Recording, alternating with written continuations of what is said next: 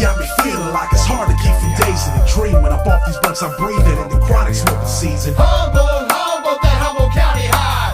Humboldt, Humboldt, that Humboldt County high. Humboldt County got me. The last few years, Humboldt County has really gotten a reputation as the marijuana capital of these United States. And with it has come a reputation for violence. Both have hurt the county. Now Humboldt is trying to decide how to fight back. News Center 4's Greg Lyon was in Humboldt recently for what can only be described as a very unique kind of meeting. Indeed, kind of only in Humboldt County kind of meeting. The meeting represented the ultimate in practical politics, an admission that the county has a problem and that something needs to be done. What made it unique were the people who took part, and that is our Target 4 unit story.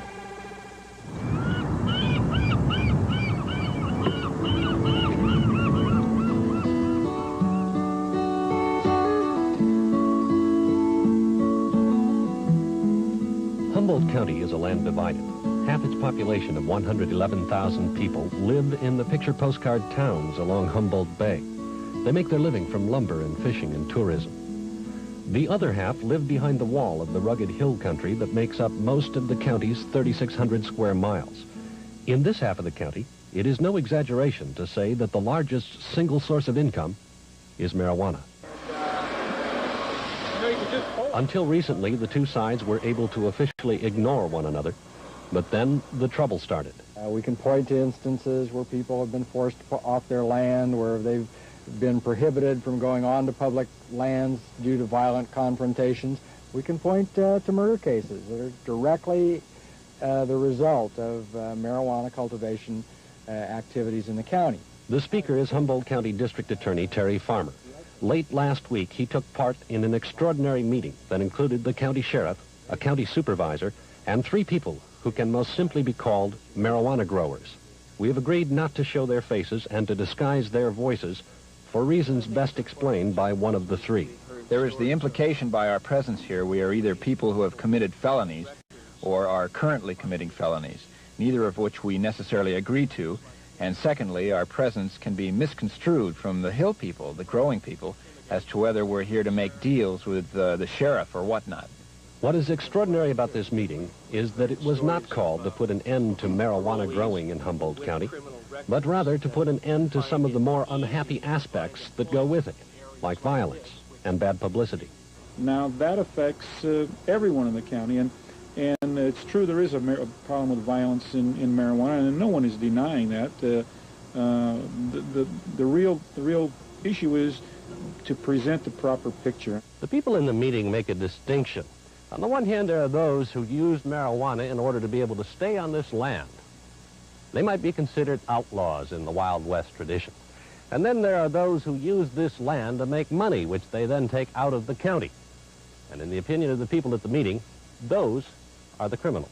Well, I would characterize that separation as consisting of what I would call ma and pa growers, those whose roots are with the community and want a quality of life connected with the community apart from marijuana growing. And contrast that with those who are engaging in large-scale commercial operations solely for the financial reward, with little or no thought as to what the impact of that kind of activity has upon the quality of life of the remaining community. In many ways, the parallel to prohibition cannot be ignored, where local government knew that many of its citizens were engaged in bootlegging, but where primary law enforcement was concentrated on big-time operators and organized crime. To do otherwise would have meant exhausting law enforcement resources and putting a good part of a county's citizens behind bars. And so it is in Humboldt County, where estimates are that 6 out of 10 hill country people, roughly 1/4 of the whole county, are breaking the law of the land. That recognition and the fact that the lawbreakers are still part of the community was the silent partner in last week's meeting.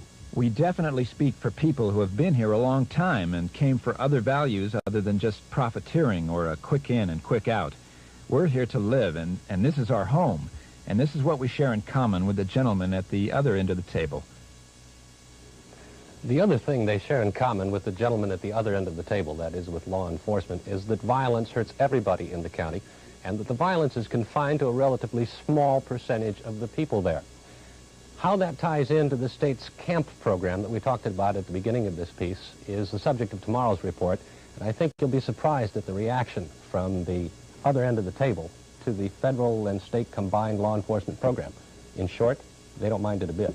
Well, extraordinary meeting. You know, places like Hawaii, for instance, where there's a lot of pot grown illegally, the money goes into the local banks. At least that's the charge there. I mean, tons of money. What you're saying is that they're taking the money, not putting it into the banks up there, but taking it down to San Francisco, laundering the money one way or another? That's one of the complaints. In a sense, it's a business. We're talking business here in one sense.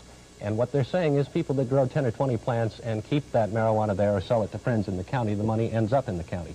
The person who grows 200 to 1,000 plants, commercial growers, take the money out, and they're liable to spend their time on the Riviera because the amounts of money are incredible. Greg, did that extraordinary meeting you attended produce any results?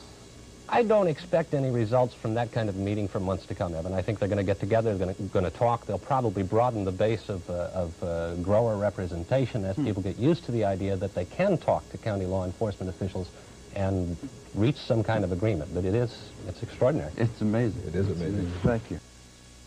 It is harvest time in Humboldt County, and the state is now stepping up its program to eradicate what may be the county's biggest cash crop, marijuana. Greg Lyons back from Humboldt, where he managed to eavesdrop on a really extraordinary summit meeting between local law enforcement officials and the growers themselves. Now, no treaty, I understand, came out of those conversations, but at one point there was some surprising agreement. That's right, Paul. I wasn't at all surprised to hear the local authorities say they were happy about the state war on pot. But what was surprising was listening to growers say they too welcomed that invasion. The reasons why are the subject of my Target Poll report. October in Humboldt County. Ready to start. Ready to go? It's the marijuana harvest season in these hills.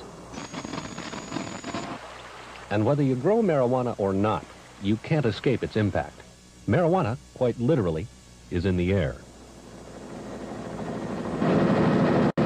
It's the federally funded, state-run campaign against marijuana planting, known as CAMP, and it's striking daily in the hills of Humboldt County.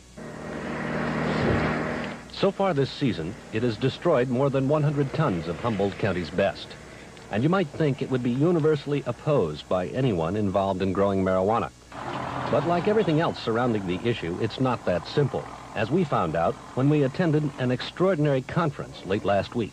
And my own feeling is that CAMP has been received very positively on both sides. On the side of the old-time growers that have a stake in the community, as well as the other portion of the community that is very upset with the whole marijuana issue. The speaker is Humboldt County Supervisor Danny Walsh. He, the county sheriff, and the county district attorney sat down at the same table with three people from the hills. Three people who were speaking for themselves, but who for purposes of this meeting could best be characterized as marijuana growers.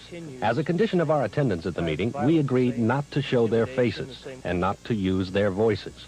What they said is being read by someone else, and what they said is surprising. If the growers face the fact that there is going to be imposed upon them some limit, then I think the camp here this year and their behavior has been a very good thing. And it probably is the only way to get to the heart of the matter, which is the money. Money is indeed at the heart of the matter. One plant can produce 2 pounds. 2 pounds can sell for $4,000. 10 plants can provide a healthy, tax-free living. That kind of money has seduced many hill country people who were indifferent to marijuana at first.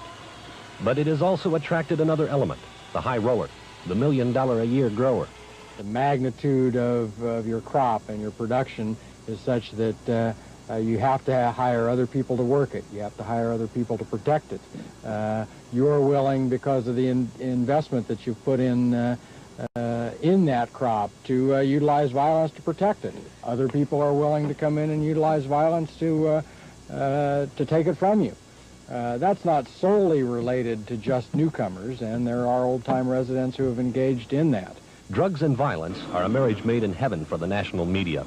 They aim the spotlight of publicity unerringly on Northern California and Humboldt County. And up here, where the underground economy depends on marijuana and the above-ground economy on tourism and business, bad publicity is as much of a killer as guns. Humboldt County does not belong off in right field, abandoned by industry, by tourism, by any other aspect of the entire nation's economy. to kind of wallow in this problem with marijuana. And that's where camp comes in. Sheriff Dave Renner makes sure it goes after the high rollers first. And to that degree, it's welcomed by many county citizens, even those who happen to be involved in marijuana, like the people whose faces and voices we can't show. I think law enforcement in this county has its priorities in order. And it's odd to say, but I wish more outside interlopers and more outside growers were affected directly by camp's operations. We're not sitting here and the cops are the ones that are saying, don't come to Humboldt County because we're going to get you. It's the community as a whole saying, we don't want you in this county. That is the message they wanted to get across. That is why they allowed us to be in that meeting. But even so, Humboldt County is much like the stereotype of Appalachia.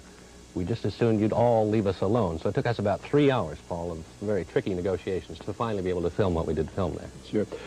How effective are these efforts by the government to eradicate these crops? Or are these simply a public relations effort designed to appear as though they're really doing something? How effective are they? Oh, I think they're effective to this degree that they did so far in Humboldt County get more than 100 tons. That's a lot of marijuana. It is, however, only about 5 to 10% of the estimated marijuana crop this year in Humboldt County. Good report. Usually not the local boys.